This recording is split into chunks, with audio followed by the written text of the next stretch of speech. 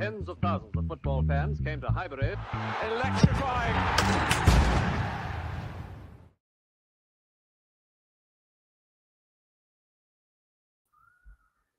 Hello, and welcome to the Roundup. It's me again, with the weekly show on the Cannon podcast, where myself and a guest will be separating fact from fiction and dissecting the credibility of the latest week's worth of transfer rumours, so you don't have to. I'm sure, as many of you already know, my name is James, and I come from the world of Twitter, where my name is AFC James, as a few of you may know. I've had a howler this week, hence why we are almost 10 minutes late, and Alex is hiding in the background ready to sack me. So if this is the last of my shows, then you know why. But I will bring him on. Alex, he wasn't the guest that I was supposed to have, but I am always delighted to have him. How are you today, Alex? Hello, good sir. It feels bizarre being on the other side of things. Could we say what happened? I think it's quite funny. Yeah. We can say what happened. So I will explain. I have been climbing today, and I didn't tell the people I was with why I had to be back by a certain time. So see, I love this. You've got a sort of mystery life that people don't know about. I live a double life, and also sometimes I question who knows and who doesn't, because some people may have come across my online persona and just never mentioned it in real life, and that has happened before, where someone said, "Yeah, I knew about it. I just didn't say anything." Oh, wow. Yeah, which I semi understand, because if I don't bring it up, I understand why they don't bring it up. Yeah. But it sometimes comes to the question: at what point, knowing someone, do you bring it up? Yeah. And with those people, like a dirty little secret that you are. Yeah, I haven't had the opportunity with those people. So I told them I had to be back by 7:30. I didn't quite explain the gravity of the situation, because I hadn't told them that I will get sacked by my boss if I wasn't on time. Your horrible boss will be right on you. But here we are, and I've also missed the past 6 days have been so stale in terms of transfer news. So I came into today thinking there's not much news to talk about. I checked my phone just as I got home. Miles Lewis-Skelly signed a new contract. Benjamin Sesko has allegedly had a bid come in. Anything else? Am I missing things? Don't think so. I think we're preparing FC. We're preparing a bid for Benjamin Sesko that's come out. I think there's conflicting reports and stuff. There's some links to Lucien Agume. It depends what you mean by hotting up, isn't it? I guess that's kind of the point of the show. As Arsenal comes into the chat, it's kind of the point of the show is to work out what we can talk about, what is worth talking about, and what isn't. But you've got a rating system, I believe, for that, James. As we're going to introduce this week. I do have I say new and improved. This is in early stages of the rating system. Let us know in the chat what you think. Yeah, it's very open to suggestions, but I will try and get this up on screen. And as Alex said to me, this is very James coded, apparently. Captain Complete Codswallop. So I'll try and not mess around with the screen. There are 5 different ratings, I suppose, for a transfer rumour that we're going to go through today. The first one, if it is utter bollocks, as I can say, but I will not write on the screen, is Complete Codswallop, which is 1 cannon. 2 cannons makes for a fun story. That's if we think something kind of, there is some feasibility to it, but actually it's never going to happen. 3, wait a second. We're kind of stroking both of our beards, because I've been told that we both stroke our stubble apparently during the podcast. Yeah, I do that. I get mocked by Rohan and George for closing my eyes as well, which is I do that. I'm like, it's because I can concentrate better. So wait a second is essentially if Alex would be willing to do a video with it on either the no two cannons. You get me going, mate. Okay. 4 is if it's got legs. If we think, okay, we're kind of making waves here, where things are starting to happen. And 5 is stick your house on it. And depends if you're an optimist like myself or a pessimist like others. You might be houseless. So we'll try and keep that to the real strong ones. So as I say to the comments that I will have to have a little gander through. What do we think? Are there any problems with it? And I don't know. The whole point of this show is for the guests also, when we go through a player, to kind of give their opinion on what they think of the rumor and where it lands on the 5-cannon scale. We've definitely got to come up with a better name than the 5-cannon scale. So the 5-cannon scale name will definitely move on. But yeah, let us know what you think of the comments in terms of. I like complete codswallop. I quite like It's Got Legs. I like Stick Your House on It. I think there might be some movement on the 2 and 3 cannon tier, but maybe people in the audience can give us some suggestions. I am more than happy for suggestions. But without further ado, we will jump into the first one because I'm dying to use the rating system.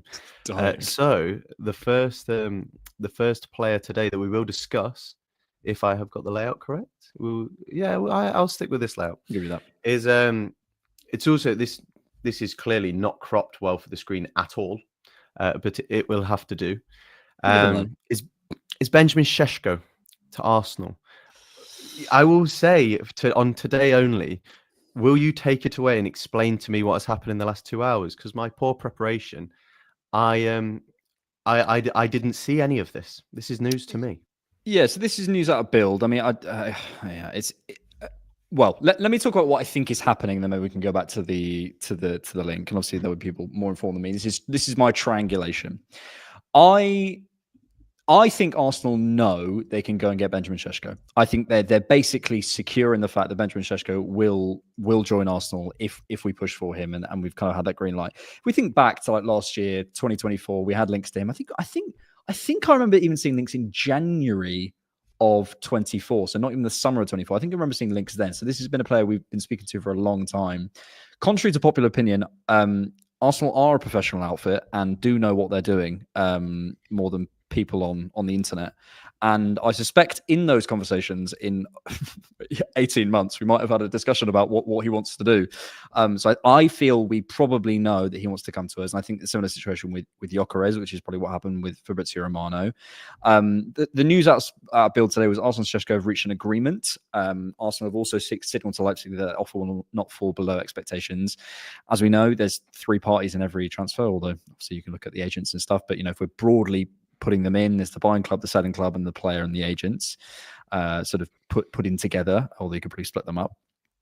I think I think there's no problem between Sesko, the agents, and Arsenal. I think the issue is what we're doing with Leipzig. Leipzig, as I'm sure a lot of people know, didn't get European football for the first time in their top flight history. So literally the first time. And I think that June the 30th deadline is approaching, and I would suspect, if I had to guess, obviously I'm triangulating, as I say, that is the deadline we're looking for, and we're basically waiting for them to lower their offer. I get that it would be frustrating for people, and I completely understand that. And again, I'm not speaking with any information here. I don't know. I could be wrong. That's my best guess.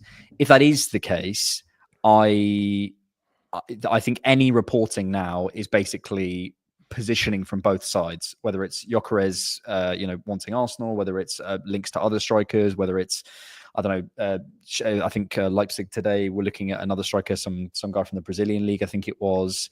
I think it's all relation to that, and it's a kind of who blinks first situation. That would be my guess. So I think this is probably pretty high on the cannons. I think this is basically pretty right. But there's been some other stuff that, I think the comments from the agent, his name's Elvis, the agent, to Romano, saying that he won't move unless it's a big project and stuff. That I think it's all posturing. That's what I think is happening. But yeah, curious on your take as well. Well, I'm going to bring another name into the mix, and the reason why I would do so, because I think they are very closely intertwined, and not in the sense that I don't think we're actually keen on Gyokeres in this sense. I think he is, of course, an option, because you always have to have several options on the market. But I think the recent Gyokeres talks hotting up, especially him looking towards Arsenal, were directly linked to the Sesko talk. And to my understanding, having spoken to a few people, a lot of this was to try and push Sesko's hand and Sesko's agent's hand in saying, by the way, we're not afraid to explore other possibilities, because with them thinking that actually it's Sesko or bust, then they'll say, okay, we've got no incentive to drive down the price. We've got no incentive to kind of take a cut wage package. Whereas the talks that chronologically came just before this Sesko news were us heavy pushing into the media, especially when you consider who's reporting it. You can't see on the screen, but it was Fabrizio who reported this Gyokeres stuff. And Fabrizio is Italian, Bert is Italian. If we're gonna play this speculation game, there's every reason to believe that Berta might use Fabrizio. I don't have any historical knowledge about how he did so at Atletico, but to my understanding, they are relatively close, and it's more likely that he'd use him than your Charles Wattses, who kind of released the Lewis Skelly news today. So I think that was seen as an option, and Gyokeres was pushed forward to see how Sesko would react. And I think there's going to be a lot of that with a lot of names. I think the same will happen in the winger market if we have to do the same in that situation, where you kind of, instead of what we did under Edu, where we put all eggs in one basket and we kind of sometimes fell flat on our face, in these situations, we're trying to push several options forward and say to the players, by the way, there's no straight run. There will be other options, and you're not the Messiah. Because if it was Isak, maybe a different story. Maybe the Gyokeres talk could be falling on deaf ears. But I do think that was the ambition.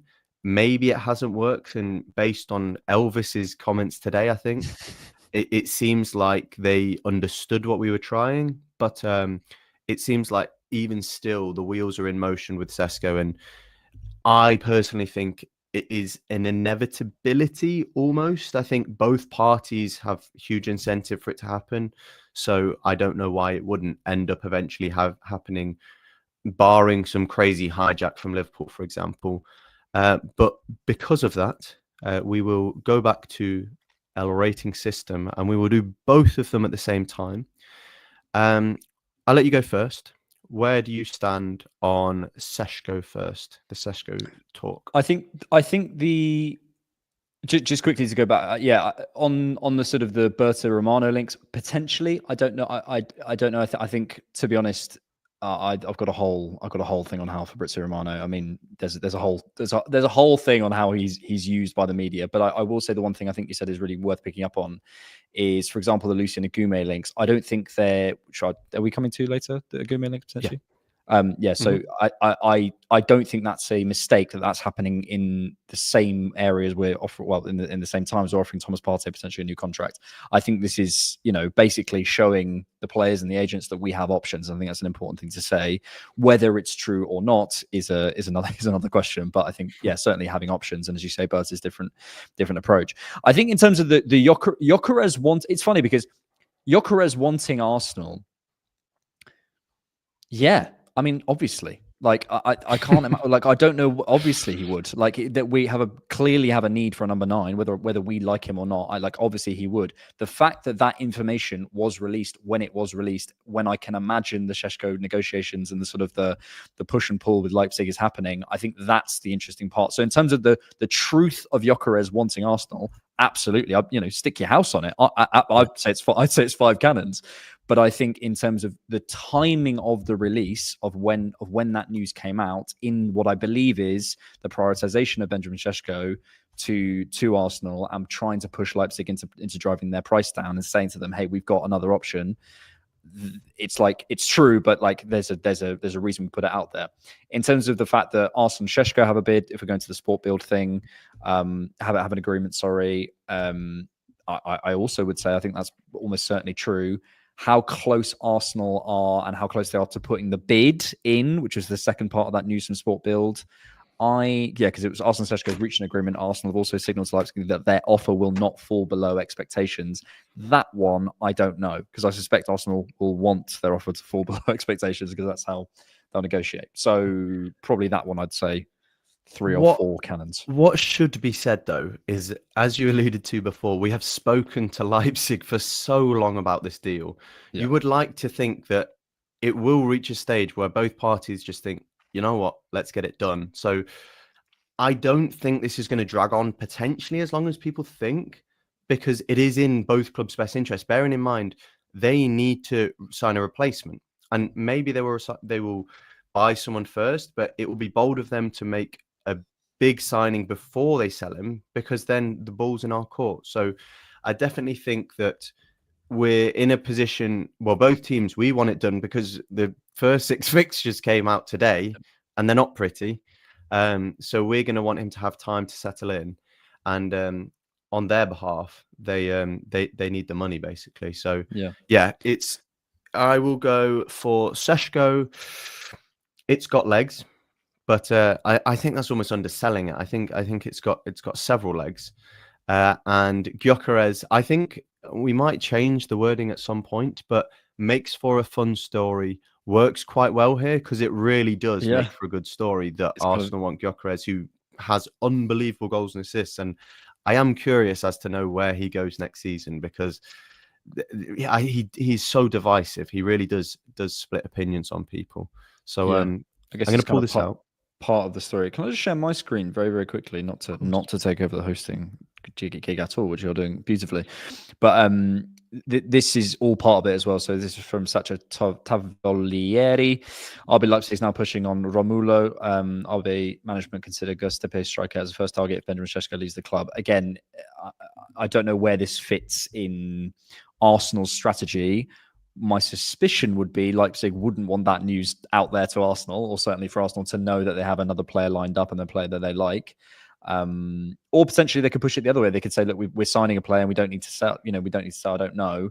But I think this is an indication of perhaps where Leipzig feel that they are. So yeah, which is why I continue to feel that Sesko is the number one target. I don't know, but that's what I feel. Yep. Makes sense to me. And on that note, we will go to some of the super chats because, as always, we appreciate your donations. So FM7 Finn, so glad you're a member of the team now, lad. I thoroughly appreciate your kind words, and hopefully Alex will take solace. And I'll leave. I'll quit the job. Maybe you'll be sacking me at some point. Who knows? Well, I'm not sure about that. Then people at the office will definitely find out if it's got to that point. And the second super chat by Emirates Era, thank you very much. Alex looking like an unk. Damn bro, jokes, love you lots. Yeah. Is that a compliment? Is that? I'll take it. I am. I literally am an encore. I became an encore at the beginning of the year, so I'll take that. Congratulations. And I think the compliment or insult is offset by the kind donation. So thanks, as always, we really appreciate it. To move on to the next player. This is a bit of a rogue one, but he keeps coming up every single time, mentioned exclusively almost by the same person. So I think it's about time we talk about him because we haven't. And I haven't really had much time to think about him. Anthony Gordon, the man who keeps discussing him is the man that is credited in the screenshot, David Ornstein. And every time he will say, Arsenal are linked with Rodrigo. Arsenal are linked with who else does he mention? Nico Williams, I guess, but that's gonna. He mentions three names. Yeah. I'm sure there's another name in there. Semenyo, I think sometimes he mentions, but Anthony Gordon keeps coming up. So, Alex, what are your thoughts on the player himself and Hand of Arsenal? Yeah. That's interesting. That's very interesting, especially because Hand of Arsenal I speak to a lot, and he is quite confident in Rodrigo. Can two legends coexist? Can we get Gordon and Rodrigo? That would be a crazy summer. Good Lord. So where do you stand on Anthony Gordon, and hopefully not on him? Certainly not on him. That would be painful. People are going to hate this. I really like him. I think he's a bit of a sore loser, kind of that sort of moans at the ref, and you hate it when it's not you, but when it's you, you love it. And Newcastle are a bit like that, and I've always sort of admired Newcastle from that perspective in terms of the character of their players. I go up to St James's Park and I think, oh, and he's one of them, mate.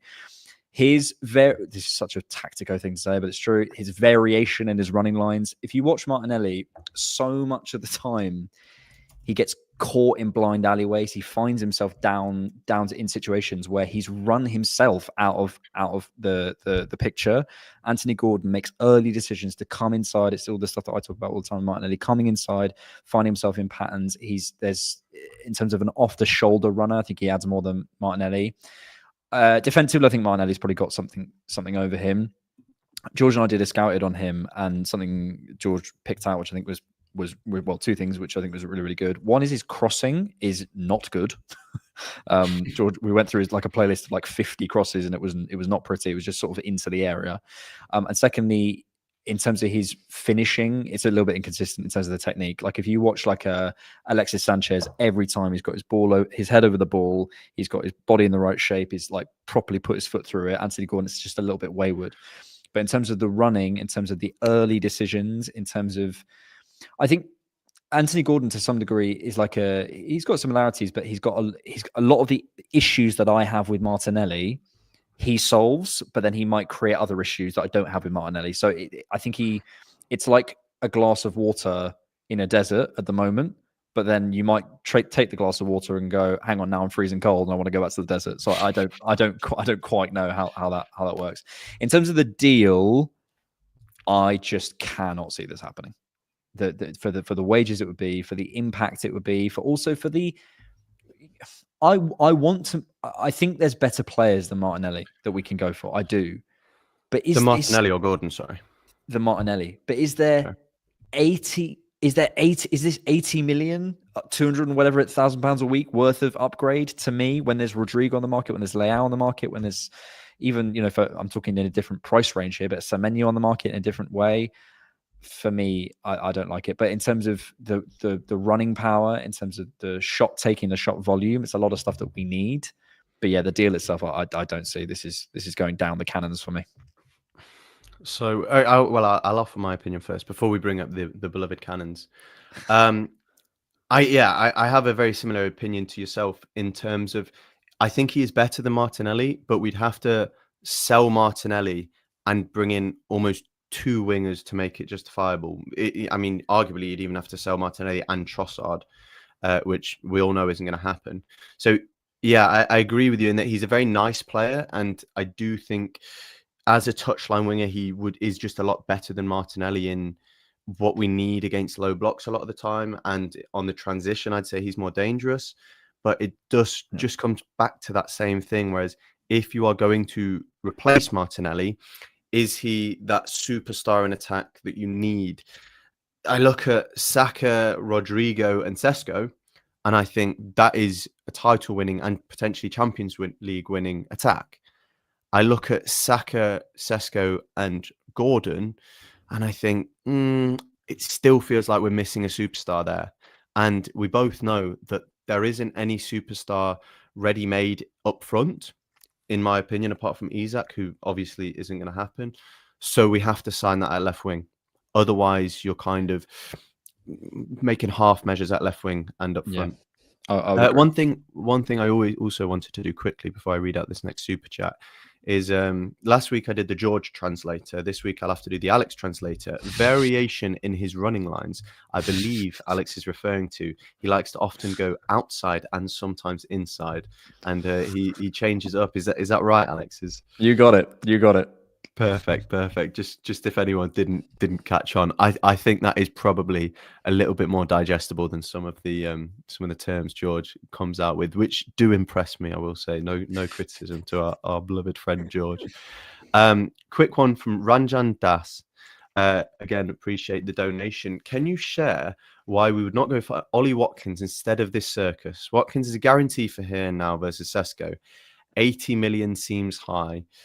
Very, very good question. And I don't know as much your opinion, Alex, but I know Rohan certainly subscribes to the Watkins opinion, if I am right in saying that. I would say, again, Watkins is a very nice player now, but I still don't think he solves the problem. I don't think Sesko necessarily solves the problem to the fullest extent, but he has the potential to be the striker that will win us titles and win us Champions League. I think with Sesko, him, Gyokeres and Watkins, in all honesty, I think they'd bring a similar level. You could pick at straws. Is that the expression? Pick at straws? Mm-hmm. I'm going mad. You could pick at straws as to which one you think would put highest. I think they'd all probably deliver to a similar level, bringing each their own strengths. But I think in terms of potential, undoubtedly, Sesko is the highest, and that is a lot of what the fee comes into. So if we have a Rodrigo ready-made superstar on the left, a Saka ready-made superstar on the right, then I think Havertz and Sesko is enough. If you have Watkins, then I'm still looking at the striker position, thinking we're kind of moving it forward a year. So that I would only subscribe to the Watkins idea if we had an Ethan Nwaneri or Max Dowman in that position, or if we were waiting on Isak to run down his contract and we were going to chase him again next year or the year after.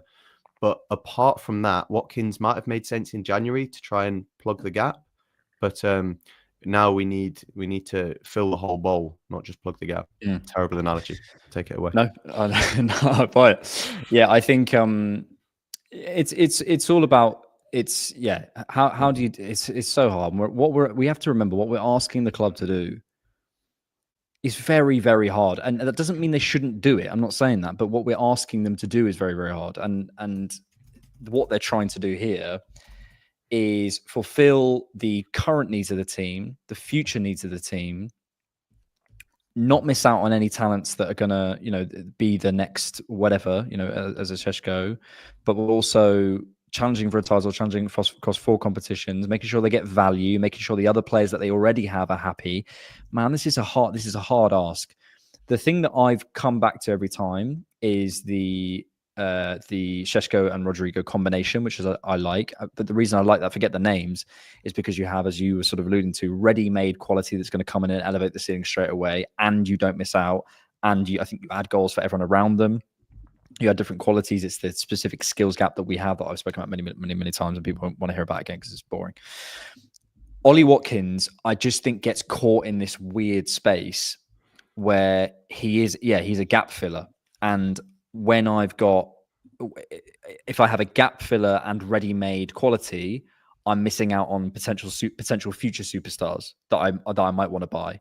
If I have a gap filler and a potential future superstar, I'm not getting the ready-made quality. Do you see what I mean? And I don't feel we're going to get Ollie Watkins plus those other 2 things. It feels like to me like if we're getting an Ollie Watkins for what it would be 40-50 million pounds, that's the centre forward we're getting. We're not going to buy another centre forward on top of that, or So I just feel the ship has sailed slightly. Weirdly though, if we did sign him, although it's probably further down my preference in terms of what I'd want us to do in combination with other things during the summer, Ollie Watkins would score goals for Arsenal. Yeah. Like absolutely would. So Ollie Watkins, I think, would come in and score 20, 25, maybe in all competitions. Like I would be willing to go that far and say it. It's just what it stops us doing elsewhere. And but it's tricky though, because if it does happen, which I can see it happening, there will be positives, and there'll be people being really frustrated at Ollie Watkins, which I'll hear because it's not solving it in the way we all want, and maybe it stops us doing other things. And he is nearly 30, and that means he's completely dead, and I get that. But like, that's a joke, by the way. But I just like, I hear the frustration. There are positives. It's just not very high on my list, I guess, is my position. Yeah, that's somewhere where I stand. And if Gabriel Jesus didn't exist, then or didn't exist as a person, didn't exist in our team, then it would be a possibility maybe, because we would have the affordance to be able to sign a few attackers. But he does, and we're paying him wages, and he's taking up a squad slot, and he will be fit at some point. So I just don't think we're going to sign 3 attackers. Yeah, and this is the Watkins thing. It's like you're not going to get 3, so it will take one of your either ready-made or your future, and I don't want to miss out on either of those. So precisely. Unless we get Trossard and Martinelli sales off over the line, and then we're having different conversations. I don't know. Depends. Yeah, and that is a conversation that we've had a few times, and that I would be willing to discuss, because also it's not like in that situation we're bringing in a complete unknown entity. I'd be more concerned if we sold 2 trustworthy, steady players, if we were then bringing in people who we had absolutely no idea in terms of their quality. But because we're replacing him with Ollie Watkins, who we know can score goals in this league, it would be more justifiable. But again, a problem I have is there aren't that many elite strikers on the market ever. So if we're plastering over the problem, I don't know who would be available next season. So it's kind of the same problem we had last season, saying, oh, we'll keep Havertz for an extra season. There might be more options this season. We've come a season later and we're still looking at Sesko, who we could have had last season. And we all know that there were problems because Sesko didn't want to be a backup to Havertz. he still might be. There's no guarantee that he walks in and is better than Havertz, but there's not any kind of level raiser on the market apart from Isak who would come in and say, right, I am starting. Yeah. As much as I'd love that to be Sesko's mentality, and maybe it is, we don't know, but I'd like him to come in and say, I want to rip that shirt off your back. And I think you tweeted this, actually, Clive alluded to this in their podcast, that Gyokeres kind of does have that mentality. It seems like Sesko is more hesitant, but who knows? This is a lot of speculation from agents, etc. I don't know. I mean, you could I saw that clip. Look, you could also say it's smart from him, and he's right not to come in too early. Yeah. So I don't know. It's hard to say. The thing I was saying on Watkins as well, and again, I don't think we should care about this too much, but like you're kind of alluding to it there, like just another summer of basically being like, we're just going to wait for the right talent to come up. I just think we've gone past that. And the problem is as well, you could rationalize it and say, maybe you get Watkins and I don't know, someone else. And to be, I'd be happy with a Watkins Rodrigo summer. Okay. But I think we've missed out, but okay. But the rationalization would be, because we're waiting for Isak. Well, we're waiting for the next player every summer. Like, we can't keep waiting, and we also don't know what the situation is going to be next year. Newcastle might win the title. Who knows? Then what do you do? So you just got to do what's best right now. Sorry to interrupt. Fabrizio just dropped a post about Sesko. I will give you a moment to see if you can find that quickly while I continue this hosting. Same information. Repurposed. That doesn't sound like Fabrizio Romano. What are you talking about? If anyone can put it in the link, put it in the chat. Yeah, please do. And we have reached the 30-ish minute mark, and I have been told by George's wise words of advice that at this point in the show we start reading the comments. Otherwise, we go over 45 minutes, which someone put a very funny comment last week on the video. If anyone's seen it, about he was devastated. I think he missed his wife's engagement or something like that. I saw that's really funny. So I will make sure we are under the 45 minutes and perhaps under the 40 minutes, because Alex has a business to attend to, and I roped him in without exaggeration with about 30 seconds to go. First of all, we do have a super chat, which I can't answer personally because I do not run the Scouted episodes. Alex. Yeah, we did thank you for super chat. We did an Ekatike one a little while back. If you want to get the Scout episodes. Also, we did just release a new tier on Patreon where you start to get access to voting rights for Scouted. So if you're keen to get your name out there, you can join that as well. So that's one of those things. But yeah, we got Scouted coming we're recording tomorrow, probably come Friday. But yeah, we've already done an Ekatike one. Interesting talent. Too similar to Havertz for me, but interesting talent.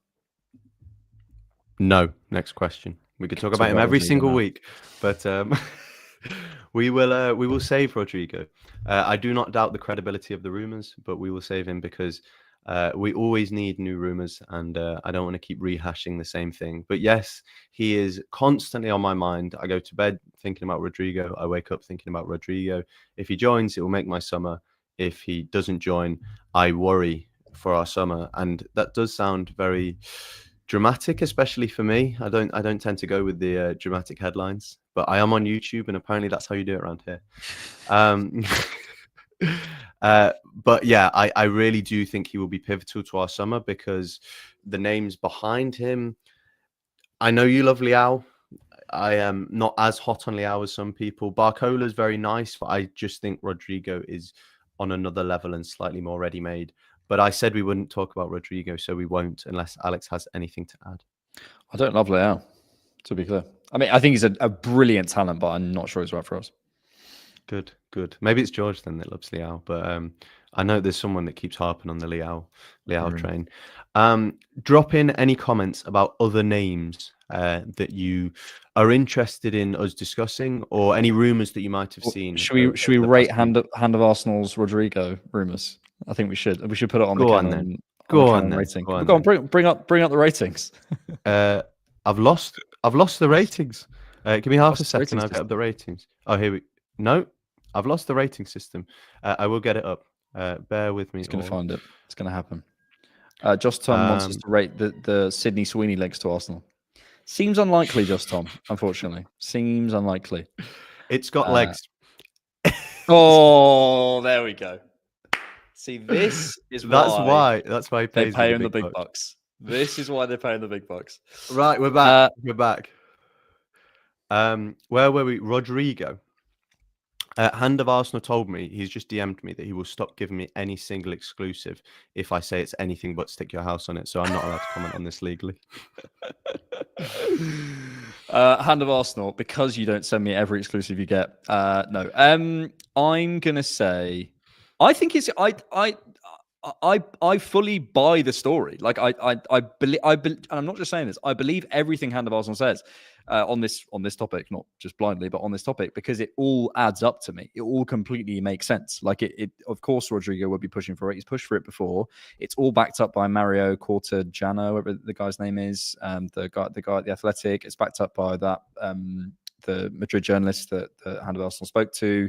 Like I fully buy the story that we're after him, and I believe we're putting links out, but it's just the question of can we get it done? And Madrid is a massive pull. Xabi Alonso, whether I do find it interesting that Xabi Alonso, considering the amount of content around it this summer and the amount of speculation, hasn't said he is definitely staying. What he has said is like, I really like him. He's working really hard. We're working together. We'll see what happens. Which you would say if you didn't want to lose one of your key players for a cut price. You're obviously absolutely going to say he's important. Yeah.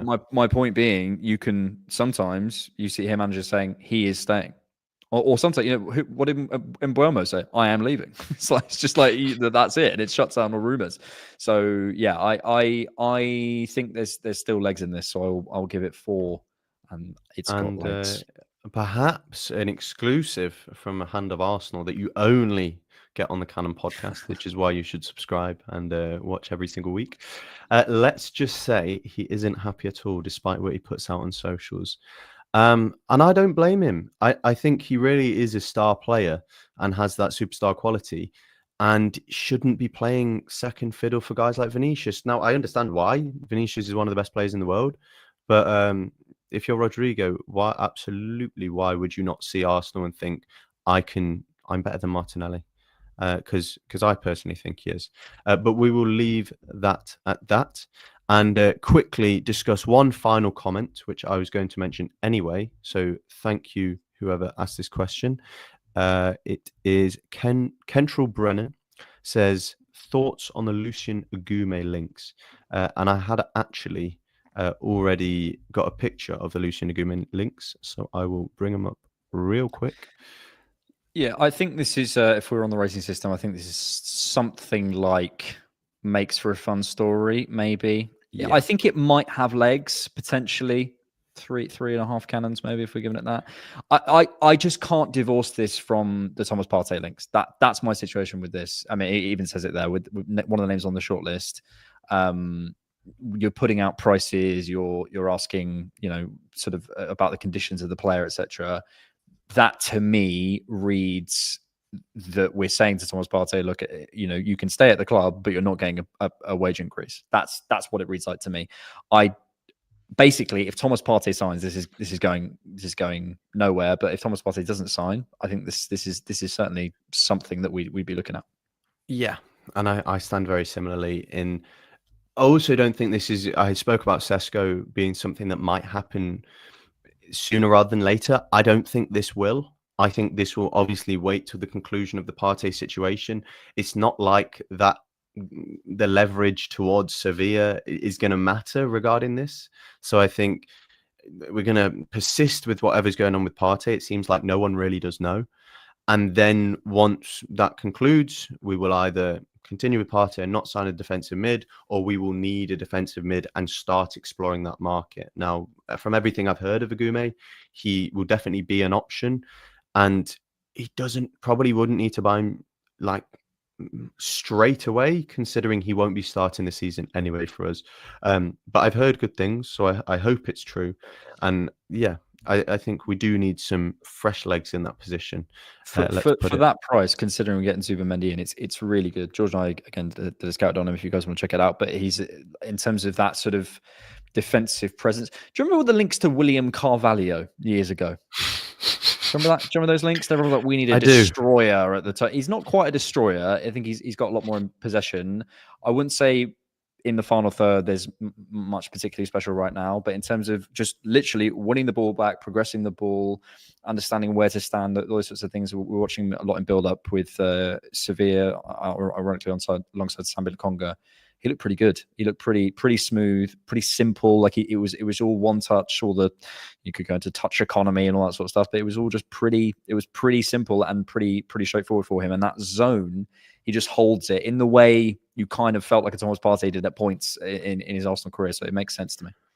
And again, this is a sort of deal that you probably don't want to do in a year's time because, in my opinion, 4-3-3, the system we play, juego de posición, as the tacticians would say.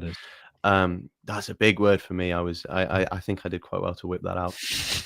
If it makes sense, I don't even know if that makes sense, but the anchor in a 4-3-3 that we play is a very, very difficult position to play. And I think players need a lot of time to kind of learn it. So having a Gume behind Zubimendi, behind Rice as an understudy and giving him a year or two to learn the position, then by the time he's ready to step into the team, he will know exactly how things go. And that's why players like Lewis Skelly have come into the team and excelled so much, because he's been training in this system for so many years now already. And hopefully we'll see the same with Dauman, and that these guys know exactly where to be. It is harder, I'd say, for the defensive positions specifically, because you've got to know the rotations, you've got to know the build-up structures. So that's why I think you give someone like this time to learn the system and then bring him in when he's ready. But I don't think he's going to learn as much specifically about that role for Arsenal. While he's playing for Sevilla. We will end on the final comment, which is Alejandro Tiburcio. I don't know if I butchered that. I was complimented on my pronunciation last show, so now I've let myself go too much, and I'm enjoying it a little bit. So I do apologize if I got your name wrong. In a what if world, if we did buy Watkins in Jan, how would this season could have been and affect the summer business? If I've read that, I feel like I think we'd be in a sell situation. I still think we'd have a bit more of a box presence and maybe feel less concerned about where the goals are going to come from. But I'd still think we need something physically up there, some proper burst and energy and running behind and that stuff. Not to say Ollie Watkins can't do that. I think he's adequate, but he's not Sesko, he's not Leao in those sort of physical qualities. But I think we'd be in a more difficult position. Honestly, I wish we'd done it, because I think we probably would have won something. Frankly, whether it was the Carabao Cup or whatever it might be, I think we would have won something. So there you go. But also, we found Marino up front. So, every cloud. But I think we'd be in a sell to buy situation. Who would we have? We'd have Watkins, Jesus, Havertz, Trossard, Martinelli, and Saka. We'd definitely be in a sell to buy situation. But maybe that would have been fine. I don't know. Yeah, and it also kind of interests me, the concept that as we do start buying strikers, the option for Havertz to drop back into midfield, I'm still convinced that Arteta will have ideas and will want to maybe explore that again. And I think with Lewis Skelly doing as well in that role as he has, that the Havertz left centre mid viability grows again, as much as we don't like and as much as I'm sure it won't work. Maybe we will see Arteta explore that again, especially if we then, for example, in this situation, had Watkins, had more depth in the position, then you could start seeing Havertz as not just a striker, but cover for both positions, as much as I don't really love that way of thinking. But apart from that, as I say, we had 6 days of tumbleweed. And then on the day that I was slightly busy, and literally in the last few hours, everything seems to have been chaos. But the Lewis Skelly news we will end on, which is tremendous news for Arsenal Football Club, and really strange actually, because I was told that Real Madrid were going to sign him and that he was going to be the next Trent Alexander-Arnold. So I hope Liverpool fans enjoyed their 24 hours of taking the piss, thinking that they were going to get their own back for the Trent situation. I heard he was better. Lewis Hall was better though, so that's interesting. It's weird. Yeah, well, we will see who starts at the World Cup 2026. Is it World Cup? World Cup 2026. We'll see. There might be many Arsenal players in that 11, and we'll see how Ethan Nwaneri gets on in the Euros, the under 21 Euros, because that's been quite an enjoyable follow so far. But apart from that, I am just over 45 minutes, so and Alex needs to go. So thank you all for watching, and thank you all for supporting the channel. And as I was told last time that I forgot to say, thanks for keeping it Arsenal. I'll get there. Okay. Tens of thousands of football fans came to Highbury. Electrifying!